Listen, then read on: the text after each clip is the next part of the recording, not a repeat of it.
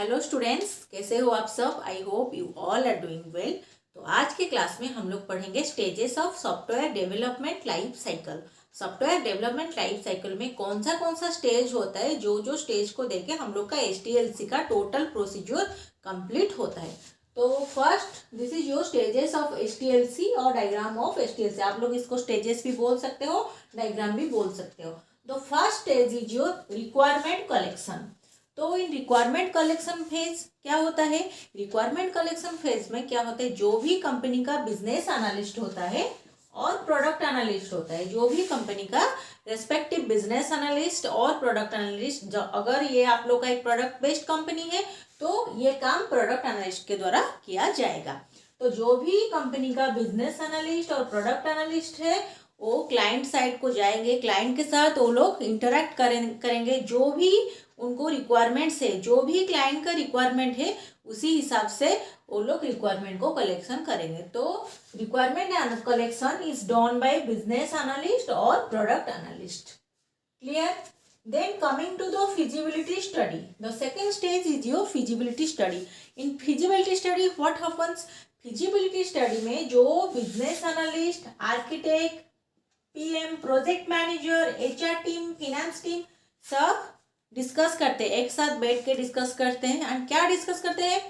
उस डिस्कशन में वो लोग डिस्कस करते हैं जो प्रोजेक्ट हम लोग को क्लाइंट दे रहे, ये प्रोजेक्ट हम लोग का कंपनी लेने के लिए रेडी है या नहीं है। अगर कंपनी रेडी है तो कंपनी के पास सफिशिएंट बजट है या नहीं, जितना बजट ये प्रोजेक्ट में हम लोग को इन्वेस्ट करना पड़ेगा, हम लोग के पास उतना बजट है कि नहीं।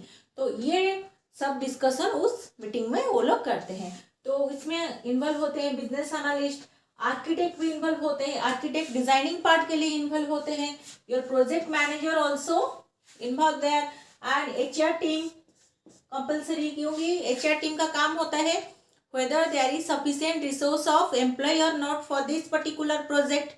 तो HR टीम इसलिए प्रेजेंट होना पड़ेगा वहाँ पे। देन फिनेंस टीम बताएगा कि अगर ये प्रोजेक्ट हम लोग लेते हैं क्लाइंट से, कंपनी अगर प्रोजेक्ट लेता है तो क्या होता है, सफिशिएंट बजट है या नहीं, ये प्रोजेक्ट को करने के लिए कंपनी के पास सफिशिएंट बजट है या नहीं, और अगर ये प्रोजेक्ट कंपनी अपने ऊपर लेते हैं देन कंपनी को फायदा होगा या नहीं होगा, कंपनी को कुछ प्रॉफिट होगा या नहीं होगा। तो ये सब दिस स्टेज में ये लोग डिस्कस करते हैं। एंड कौन कौन इनमें होता है? Business analyst, architect, project manager, HR team and finance team. Clear? Then coming to the designing part, your designing part is done by your architect. Your architect may be a technical architect, may be a senior architect, may be a junior architect, and everyone is present over there, okay, for your designing part. And your designing part is divided into two types. First one is your high level design and second one is your low level design. And 80% of the project, 80% of the important modules of the project designed in your high level design part, whether your senior architect, your technical architect, everyone is present over there. And your low level design, it is not so much important but important, okay, so much it is not important as high level design. It is the, if 70% is designed in your high level design, rest of the 30% part is designed in your low level design, okay. And your design part is done by your architect, senior architect, junior architect and your technical architect. Clear? Then coming to the coding phase, for the particular requirements company has to write some codes, okay. The coding part is done by your development team. Your development team, in your development team who are present over there? Your senior developer, junior developer and fresher, all are present over there, okay. They write the codes, वो लोग क्या करते हैं, code लिखते हैं, उसके बाद वो लोग कोड को डेवलप करते हैं according to the requirements. Then coding खत्म हो जाने के बाद coming to the testing part. In your testing part जो भी डेवलपमेंट इंजीनियर जो भी कोड लिख के, जो भी अकॉर्डिंग टू द रिक्वायरमेंट वो लोग कोड लिख के डेवलप करके टेस्टिंग टीम को भेज देते हैं। देन टेस्टिंग टीम का काम होता है वो लोग टेस्ट करते हैं whether the software is working according to client's requirement or not, whether the software is satisfying client's requirement or not.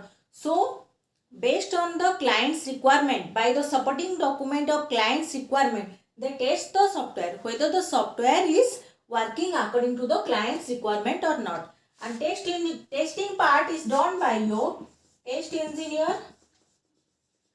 your senior test engineer, junior test engineer,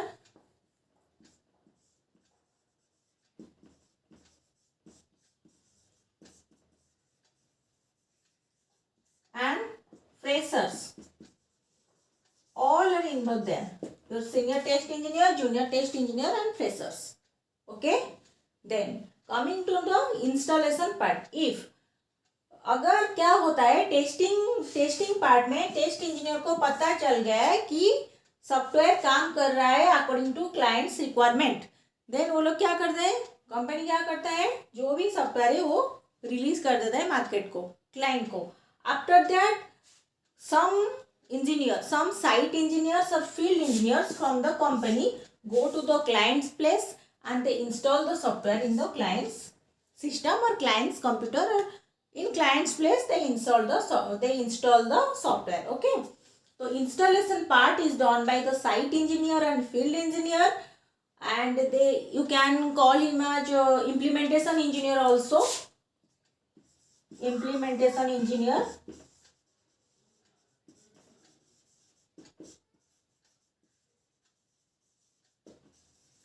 Installation part is done by your site engineer, field engineer, or implementation engineer, and most of the time it is done in the client's place. Okay. Then coming to the maintenance part. क्या होता है maintenance part में, जब भी कोई भी software client को deliver हो जाता है तो उसके बाद क्या होता है, मेंटेनेंस पार्ट में क्या करते हैं, सपोज क्लाइंट उसको कुछ दिन यूज कर गए, उसके बाद इनिशियल स्टेज में कोई भी प्रॉब्लम नहीं आ रहा है. Okay, but after some days, after some time, अगर उस सॉफ्टवेयर में कोई भी गड़बड़ी आता है, कोई भी एरर आता है, कुछ भी प्रॉब्लम्स क्रिएट होता है, तो क्लाइंट किसको कांटेक्ट करेगा, ऑब्वियसली क्लाइंट कंपनी को ही कांटेक्ट करेगा कि आप लोग की कंपनी से मुझे ये प्रोजेक्ट मिला था, ये सॉफ्टवेयर मिला था, अभी इसमें इनिशियल फेज में तो कोई प्रॉब्लम नहीं था, लेकिन अभी इसमें ये सब प्रॉब्लम्स आ रहे हैं, तो अभी क्या हो सकता है, what is the solution now. At that time the developer and tester who are involve in the testing part and developing part, जो भी डेवलपर एंड टेस्टर कंपनी में उस पर्टिकुलर प्रोजेक्ट में काम कर रहे थे, वो लोग क्या करते हैं, क्लाइंट्स पे जाते हैं. आफ्टर दैट वो लोग क्या करते हैं, जो भी उनको प्रॉब्लम आता है क्लाइंट्स को, वो लोग उसको वेरीफाई करते हैं, क्यों जो भी प्रॉब्लम आ रहा है क्यों आ रहा है, कोडिंग में कुछ गड़बड़ है या रिक्वायरमेंट के हिसाब से वो लोग देखते हैं कुछ प्रॉब्लम, कहाँ से कुछ भी प्रॉब्लम आ सकता है, तो वो लोग जाके इन क्लाइंट्स प्लेस वो सब टेस्ट करते हैं, जो भी प्रॉब्लम होता है उसको फिक्स करते हैं. तो this is your maintenance part.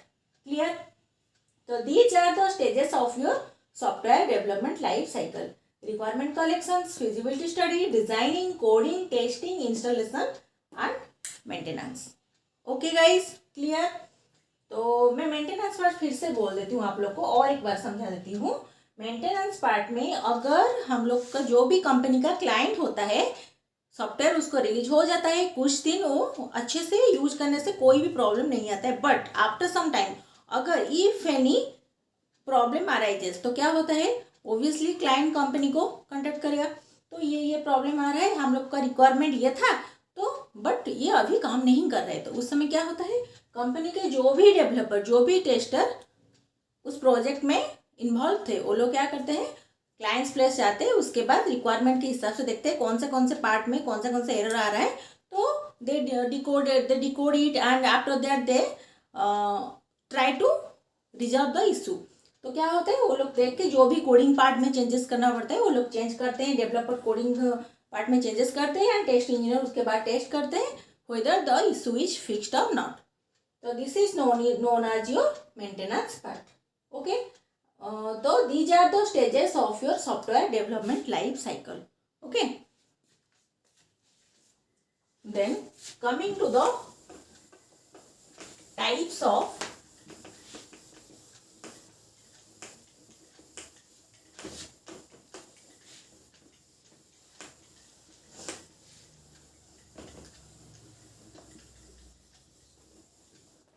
Coming to the types of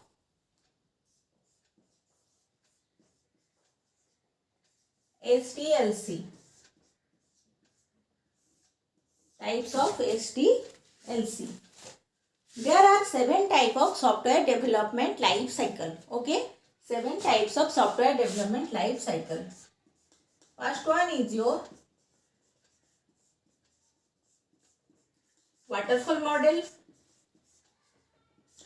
Second one is your spiral model. Third one is your V and V model. Okay, first one is your waterfall model, then spiral model, then V and V model, then prototype model,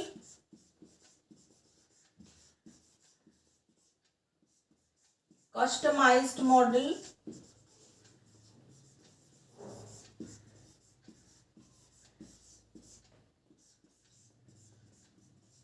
hybrid model, and last one is जो agile model. agile model कितना हुआ?